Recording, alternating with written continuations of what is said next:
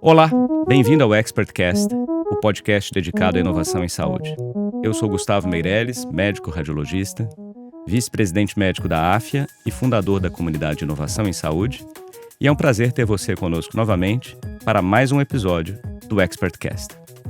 Nós abordamos aqui as principais inovações e tecnologias que estão transformando o setor de saúde, como inteligência artificial, novos tratamentos, monitoramento remoto de pacientes, entre várias outras soluções que apoiam profissionais de saúde, de tecnologia, empreendedores, todos aqueles que estão envolvidos no ecossistema da saúde. No episódio de hoje eu tenho o prazer de receber aqui dois amigos de longa data. O primeiro deles é o Luiz De Luca, que já esteve aqui com a gente num outro episódio, junto com Cláudio Terra. Nós três, corredores de rua, falamos ali sobre os paralelos entre as maratonas, as corridas e a inovação. E recebo também aqui o Armando, que é um outro amigo, já há muito tempo que nos conhecemos. Eu vou fazer a apresentação dos dois em breve, mas queria já agradecer ao De Luca e ao Armando pela presença. Muito obrigado. Bem, eu vou começar falando aqui do Luiz De Luca, que é engenheiro administrador. Já são 40 anos, eu sei que não parece, mas já são 40 anos de atuação na área de saúde. O De Luca virou um amigo próximo aqui nos últimos anos, muito por conta da inovação em saúde. Nós temos vários pontos em comum e a gente já se conhecia antes, eu o acompanhava, ele passou por Philips, passou pela GE, foi CEO de hospitais também, como 9 de Julho, Samaritano, e hoje ele atua como um conselheiro, advisor e mentor em inovação no setor. É uma das mentes inquietas aqui da inovação em saúde.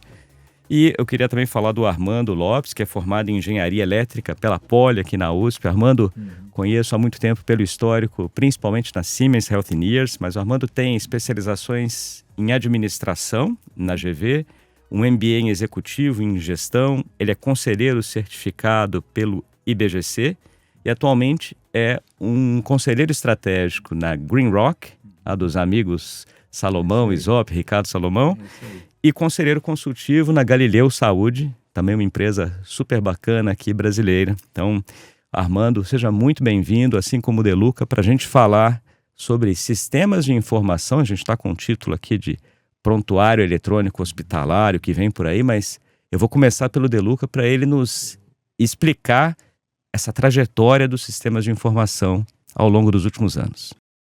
Bom, obrigado, Armando. Legal estar aqui com você, Armando e Gustavo. Nós somos do setor, começamos oriundo do setor do diagnóstico por imagem e hoje nós atuamos na amplitude do setor da saúde e, felizmente, trabalhando toda essa transformação que ela, obviamente, ela tem uma parte de tecnologia, mas tem muito a ver com informação. O que é interessante é trazer um pouquinho da evolução do que foi a informação no sistema de saúde. Eu conheci, a primeira vez que eu tive acesso a uma discussão da digitalização da informação, saindo do modelo analógico, foi em 1988, num curso que eu fiz na Holanda sobre PACS. Para quem ainda é mais recente e não conhece o termo, que é o famoso ou antigo Picture Archive and Communication System. Já estava se discutindo como se fazia a comunicação da imagem, e seu armazenamento. Posterior a isso, eu vim ter o contato, então comecei num pedaço da informação da imagem, e depois que foi feita a sua integração no antigo HIS, hoje pouco se fala do Hospital Information System, e as suas derivações da radiologia, que é o RIS, depois na área de análises clínicas, do LIS, e assim sucessivamente houveram suas evoluções. Quando nós falamos do prontuário eletrônico do paciente, nós estamos falando de um sistema amplo que possui informações clínicas ou médicas e de gestão, não médicas. Quando nós falamos do sistema do registro médico, o registro eletrônico médico do paciente, o EMR, Electronic Medical Record, este sim, nós estamos dando uma conotação das informações médicas do paciente. Então, o prontuário eletrônico ele é mais amplo, ele incorpora a parte do registro eletrônico médico do paciente e os subsistemas, sejam radiológicos, de laboratório, e outros subsistemas clínicos que vieram posteriormente, tais como a prescrição eletrônica da medicação, sistemas de avaliação, subsistemas de apoio à decisão clínica para informações sobre sepsis e assim sucessivamente. Então, quando a gente olha os sistemas de informações em saúde, ele é um universo muito grande. Então, nós temos que abordar ele, obviamente, numa fase segmentada para o seu entendimento e conhecimento. E agora, a revolução que nós estamos começando a vivenciar é a integração de todas essas informações e o que nós vamos fazer com ela, o que elas vão trazer para nós a favor do paciente, do usuário, das instituições, do sistema de saúde como um todo. Excelente. Poxa, um belíssimo histórico aqui dos sistemas de informação. Velho, né? Não é coisa de velho, não. É importante porque tem muito médico que só conhece prontuário eletrônico e acha, é o prontuário eletrônico. Mas não é, né? Tem essa sopa de letrinhas de o RIS com R, o RIS com H, o LIS, o PAX. E tem muita gente que ouve também sobre o PAX, e aí vou passar para o Armando agora, porque é um enorme conhecedor aqui do assunto, assim como o De Luca. Mas tem muita gente que conhece e não lembra do RIS com H, que é uma peça central ali na operação hospitalar. Sim. E Armando, você é muito antenado desde o começo, desde que eu te conheço ali com tecnologia e um olhar para frente, para o futuro. Como é que você está vendo as tendências de evolução do RIS para os próximos anos? Legal. Bom, antes de tudo, Gustavo, obrigado pelo convite. É um prazer aqui enorme estar com vocês e com amigos aqui como o Luiz, né? E, bom, quando vocês, né, me desafiaram essa reflexão sobre o RIS, eu fui também juntar um pouco todos esses conhecimentos. E eu fui olhar um documento da MWeb, The Era of Living Intelligence, e lá eles trazem o seguinte, 3 pilares, né? Inteligência artificial, sensores avançados e biotecnologia. E eles exploram muito que a interação com a tecnologia ela vai ser cada vez mais intuitiva e responsiva, né? Ou seja, muito menos a gente digitar e muito mais conversar com agentes, e essa informação é que passa a ser processada. Muito mais intuitiva a relação com a tecnologia. E fala um negócio muito legal, combinando duas das pernas, né? Da inteligência artificial e dos sensores, que é uma evolução dos LLMs, dos Large Language Models, para o que estão chamando lá de Large Action Models, né? Modelos, né, de Large Action Models, acho que já se explicou aí, ou seja, ao invés de o algoritmo dizer o que vai ser dito, né, qual é a próxima palavra, que é do Large Language, qual é a próxima ação a ser tomada. Então você ter ferramentas que comecem a tomar ações, e aí lógico que veio outra discussão, como é que nós vamos controlar se essas ações não ficam, né? Então aí são outras discussões legais que nós também estamos tendo juntos aí. Então fala assim, no Personal Large Action Model, é aquela ideia que a gente tem o teu agente que vai marcar viagem, vai te sugerir viagens, quer dizer, um parceiro, um agente pessoal. Da mesma forma, o Corporate Large Action Models. Então as corporações começarem a ter esses agentes. Acho que tem um exemplo interessante, pensa lá no faturamento. Vai emitir fatura para vários clientes. Alguns são melhores pagadores, outros nem tanto. Você pode olhar isso pelo histórico, mas também pode olhar isso por uma análise rápida da situação. Falar, olha, esses aqui talvez venham a ter dificuldades a pagar. E aí, automaticamente, esse microserviço, esse agente já avisa lá os vendedores e fala, olha, começa a relembrar que esse negócio tem que ser pago, e no caso, né, tem que ser até o dia 30, senão vai dar um problema para o fechamento e aquela coisa toda. Então, essas ações mais preditivas vão ser cada vez mais importantes, né? E aí eu inventei um outro termo aqui para a gente brincar um pouco, que seria o HLAM, né? O Hospital Large Action Models, que é ter todas essas ações acontecendo ali dentro. Então, conversando com uma pessoa, tem até um trabalho que eles estão fazendo ali, você tendo um centro cirúrgico, sendo conversado quais são os materiais que estão sendo usados, isso automaticamente já sendo listados, adequadamente listados, para quando for mandar a fatura para a operadora, isso já está em compliance com aquilo e diminuir risco de glosa e assim por diante. Talvez até um passo antes de ter um certo controle sobre aquilo que está sendo usado é adequado e evitar com isso o excesso de consumo, o consumo inadequado, assim por diante. Para transição de plantão, né? Também tem uma outra, planejamento de leitos, quais são os leitos que estão para ficar livres, então você ter esse ganho. Então todos esses serviços sendo plugados vão dando esse outro nível de eficiência e quase que de autonomia para o sistema. O que muda de arquitetura? Aí eu não vou falar isso porque já começa a ser além do meu expertise. Mas ele deixa de ser uma situação transacional e sequencial para ser muito mais orientada para que esses eventos disparem as próximas ações, né? Então algumas coisas passam a ser fundamentais. Você tem um data lake, e não somente relacional, né? Que a arquitetura seja orientada a esses eventos, a questão dos agentes, tudo vai ficar muito mais em tempo real, né? Você foi mentor de um algoritmo Laura super clássico, né? Super famoso, e eu admiro demais o que trouxe de abrir a cabeça da gente para ver as oportunidades. Quer dizer, você tem um controle de sepsis ali que não precisa ficar passando de leito em leito. O algoritmo vai avisar a enfermagem na hora em que aquele evento estiver sendo disparado, né? Então a questão do tempo real vai ser uma ferramenta brutal, né? Quer dizer, vai ser uma oportunidade gigante. E aí a baixa interoperabilidade que a gente tem hoje tem que ter alta interoperabilidade, né? Para todos os outros benefícios da interoperabilidade que falaremos aí em algum muito momento. bom, a gente vai voltar para esse tema com você, inclusive, vai ter uma pergunta sobre os desafios da interoperabilidade. Vou inclusive lembrar uma fala sua durante uma JPR, eu te conto daqui a pouco. Boa. Eu vou voltar para o Deluca agora.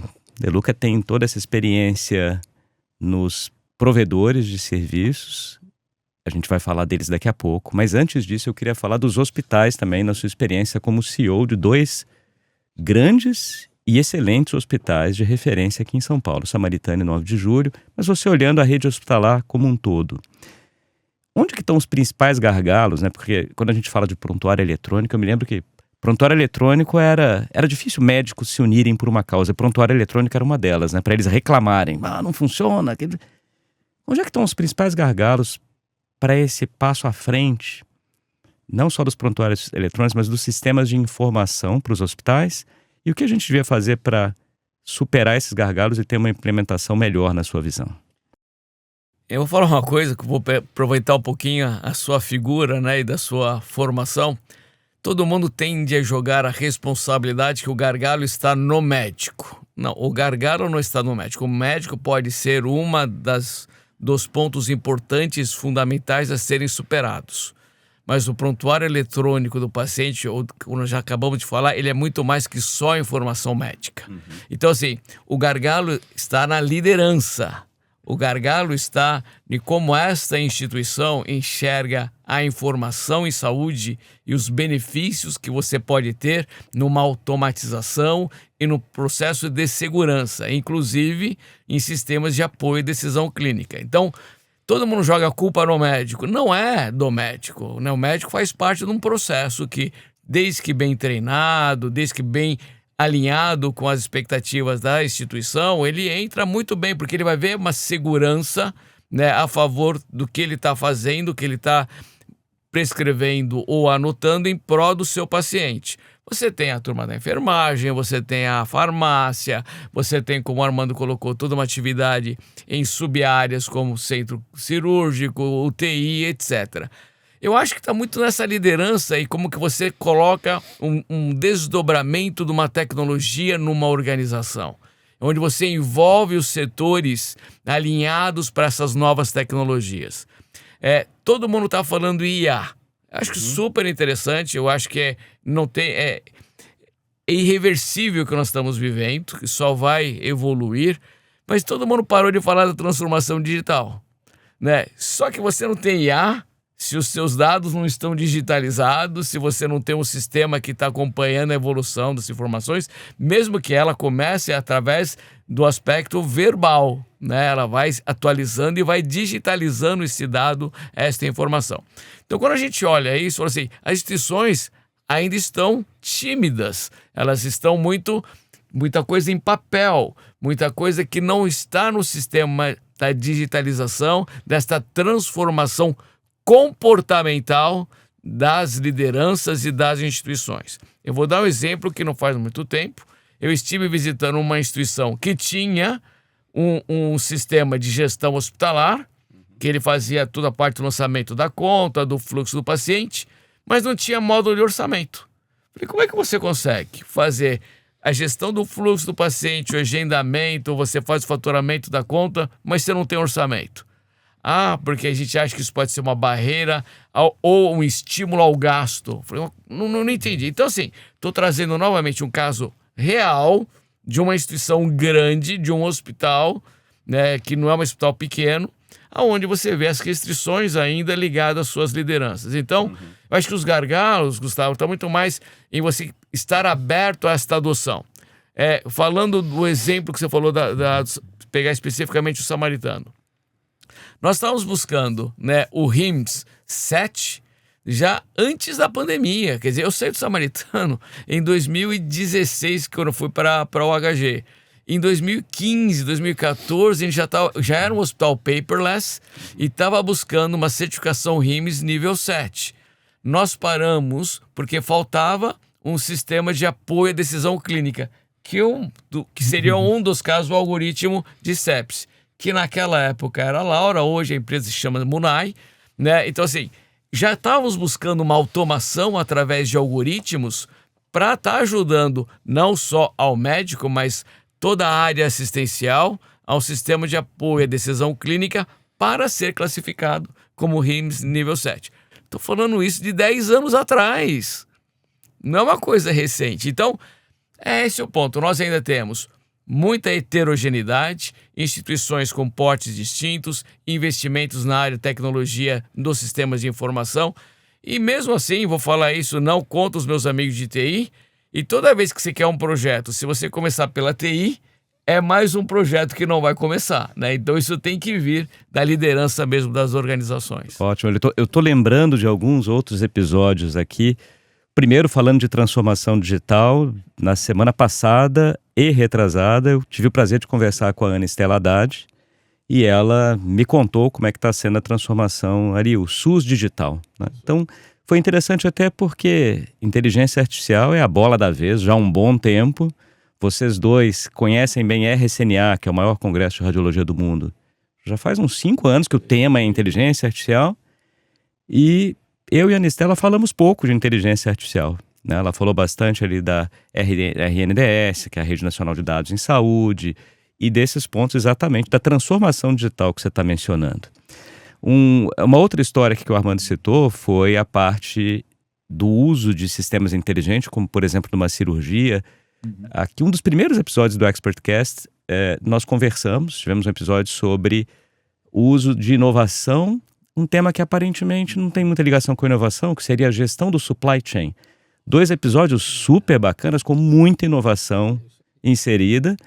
E eu me lembro da gente falando de exemplos como, olha, vai faltar medicamento e o sistema já notifica. Exato. Ou eu uso muita aspirina, quando eu uso aspirina, geralmente eu uso um protetor gástrico, que é um pantoprazol. Então, se está acabando a aspirina, vai acabar o pantoprazol.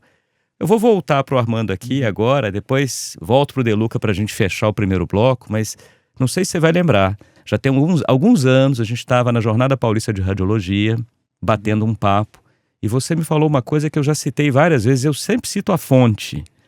Você estava falando sobre interoperabilidade e a Open Health, saúde aberta. Você falou assim, Gustavo, do jeito que as coisas vão indo assim, eu fico me lembrando da telefonia. Né? Porque telefonia aqui no Brasil, hoje a gente consegue fazer uma portabilidade do jeito que é, porque o governo falou, ou vocês abrem, ou eu vou abrir. E aí o negócio aconteceu. O Open Banking já avançou também, talvez um pouco do governo. E você falando, será que o governo vai ter que chegar e falar, olha, vai tudo agora para o meu SUS digital aqui, vocês querendo ou não, se vocês não forem interoperáveis, eu farei o sistema ser interoperável. Aí eu queria saber a sua visão sobre o futuro de interoperabilidade para sistemas de informação.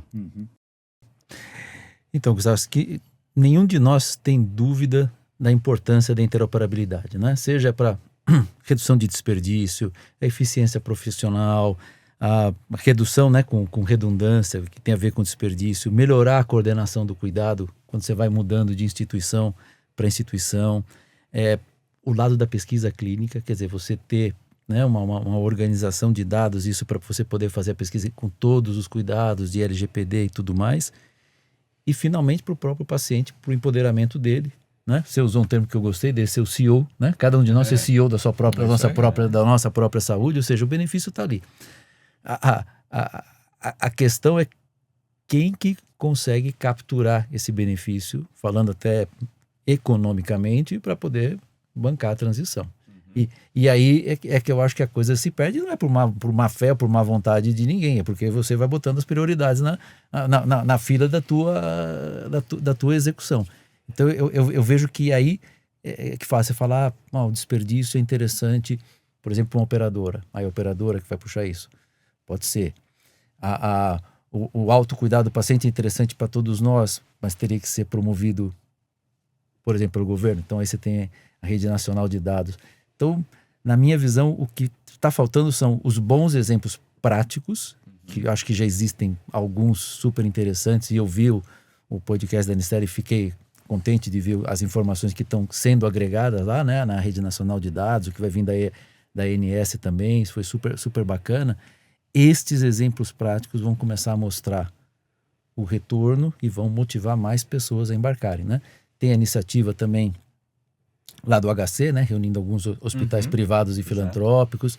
Eu acho que esses bons exemplos vão começar a mostrar os frutos que a gente sabe que são, e aí a gente vai saber, bom, como é que é monetizado esse benefício, é reinvestido para poder melhorar acesso, e aí a coisa vai girar. Então, o meu resumo é: faltam os bons exemplos serem materializados em retorno, que já dá para fazer, mas tornar super evidente, e aí quem vão ser os atores que vão ser os sponsors disso, né? Claramente a Rede Nacional de Dados vai ter que ser uma, mas eu também vejo boas associações de privados construindo esses casos de sucesso aí. Excelente. A gente tem colocado que a interoperabilidade pode ser uma barreira tecnológica. Ela não é uma barreira tecnológica, ela já foi uma barreira tecnológica.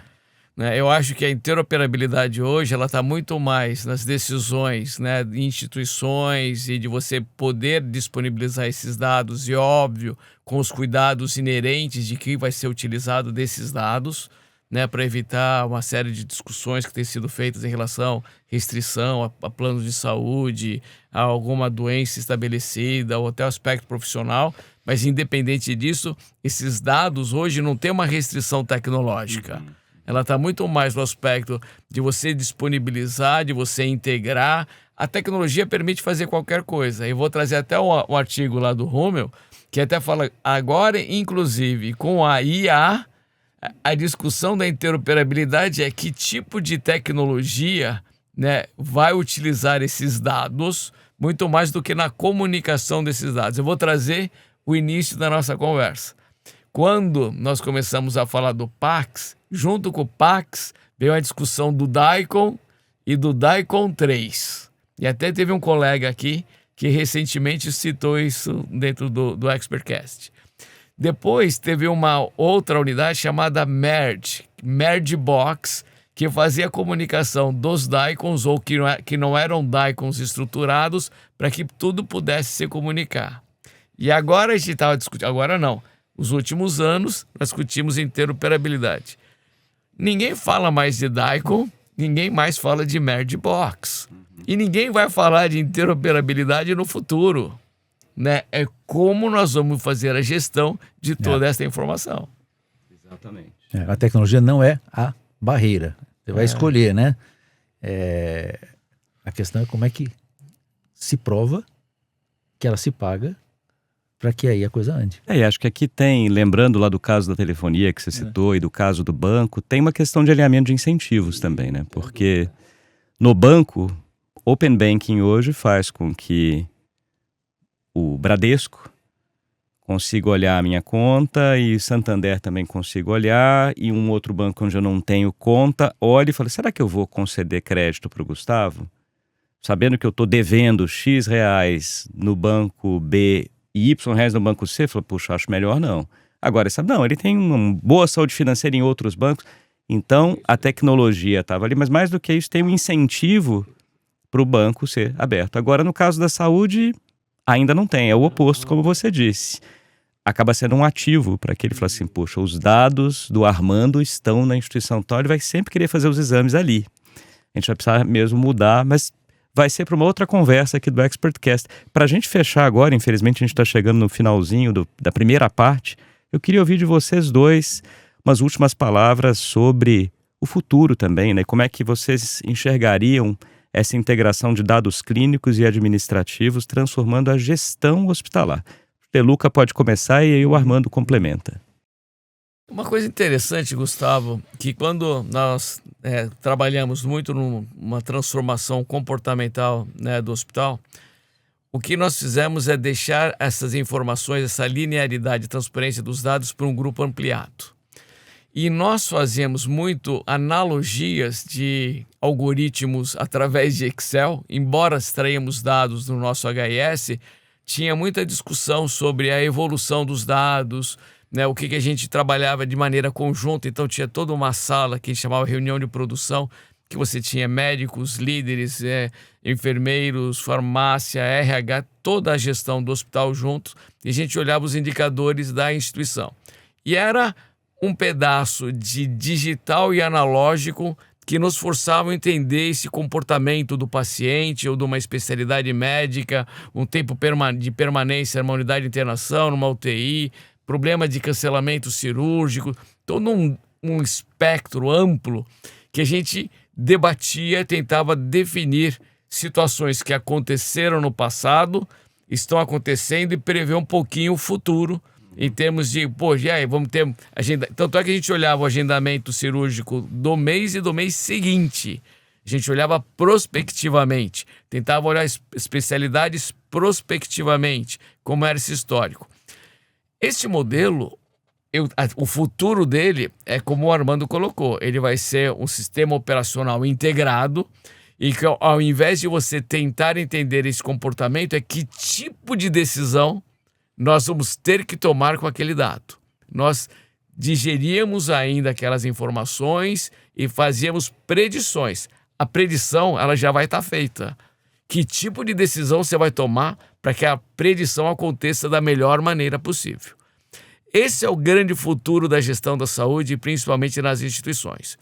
Eu vejo uma deficiência para isso, mas esse é o futuro. Não tenha dúvida que hoje, você olhar um sistema operacional de paciente que deveria já estar com o teu plano terapêutico, né, dentro do teu prontuário, definido, a tua prescrição de alta, o que tem para entrar de cirurgia. O sistema faz isso automaticamente, ou os multiagentes farão isso automaticamente. O que você vai ter que trabalhar dentro dessa liderança é o que nós devemos fazer para sermos mais eficientes, capitalizarmos mais, olhar de verdade para o seu usuário, seja ele o médico, o paciente, ou a sua operadora, ou a empresa, o seu capital, o capital humano da instituição, como nós vamos trabalhar todos esses dados para que todo este conjunto esteja mais satisfeito. Esse propósito seja atingido de maneira integrada. Eu não vejo ninguém falando disso. A gente fala muito de tecnologia e fala de silos. Abre isso para uma integração organizacional maior. Eu acho que esse deveria ser o melhor futuro. E, obviamente, essas instituições seriam instituições de desejo de consumo por pertencer, né? Não é aquela mensagem do LinkedIn de foto com o logo da empresa, orgulho de pertencer. Não é este orgulho que nós estamos falando. O orgulho vem do teu resultado, do propósito da sua organização, onde você lidera suas atividades e se sente satisfeito com o teu propósito. Fantástico. Armando, alguma mensagem final aqui para a gente fechar?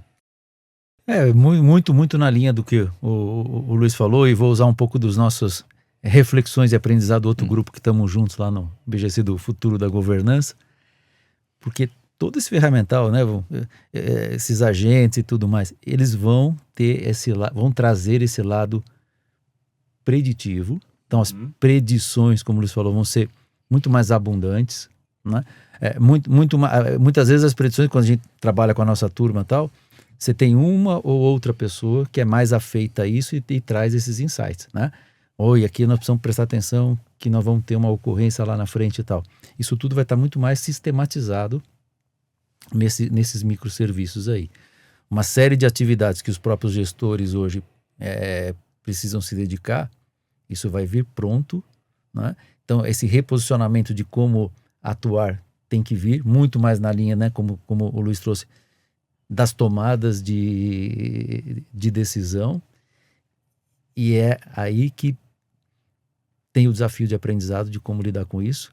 Aí o outro desafio que estava me escapando aqui é como é que também você vai ter um olhar e uma curadoria sobre as decisões que essas ferramentas tomam. Porque a responsabilidade vai continuar sendo do gestor, do líder, do médico, da equipe de enfermagem. Qual é o termo que você usava lá? Agora está me escapando. O fiduciário, né, da decisão tomada continua sendo de quem montou a plataforma com esse olhar holístico, com essa predição que é fundamental. Você falou de logística, né, de insumos, né? Trabalhei muito com isso, né, no nosso lado lá de análises clínicas. Os reagentes você olhava para trás do histórico, mas e os novos contratos? Você vai comprar mais vitamina D ou vai comprar mais alergia e tudo mais?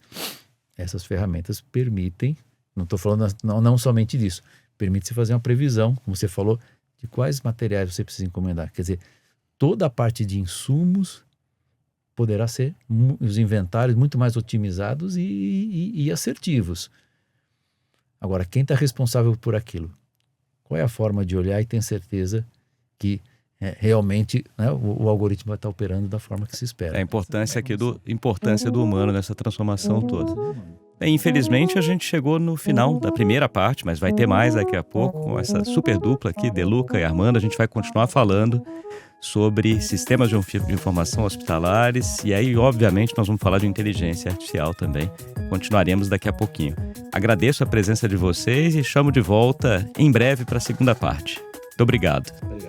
E para você que está nos acompanhando, não deixe de seguir o ExpertCast, nos avaliar com 5 estrelas, enviar os episódios para seus amigos, contatos e também de participar da comunidade de inovação em saúde, que já conta com mais de 12 mil integrantes. Eu, Deluca e Armando somos parte integrante ali dos grupos da comunidade. Acesse www.inovaçãosaude.com. Nossos grupos são gratuitos e servem para troca de informações na saúde. Muito obrigado pela companhia. Lembrando aqui que o ExpertCast tem a produção da SoulPods e o apoio da Agfa Radiology Solutions. Até o próximo episódio.